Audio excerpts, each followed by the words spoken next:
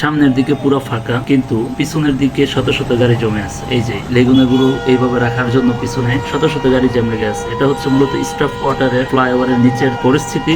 প্রতিদিন এখানে কিছু না কিছু জ্যাম লেগে থাকবেই, অথচ এই রাস্তাতে জ্যাম লাগার কোনো রিজন নেই। এই যে সেট করে যে লেগুনাগুলো রাখছে, যদি ওইভাবে সবগুলো লেগুনা রেখে প্যাসেঞ্জার উঠাইতো বা নামাইতো তাহলে সুন্দর মতো হইতো। মোচরের মধ্যে রেখেছে বাস স্টেশন, এইখানে লেগুনা স্টেশন, এইখানে সিএনজি স্টেশন, অথচ কন্ট্রোল করার মতো কেউ নাই। এখানে একজন ট্রাফিক পুলিশ আছেন, উনি মূলত ওই যে দেখা যাচ্ছে যে ওইখানে বসে আছেন।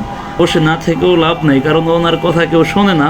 তো উনি ওনার মতো করে রেস্ট নিচ্ছেন, আর এইখানে ট্রাফিক জ্যাম লেগে আছে। এটা শুধু যে স্টাফ কোয়ার্টারের পরিস্থিতি, বিষয়টা এরকম না।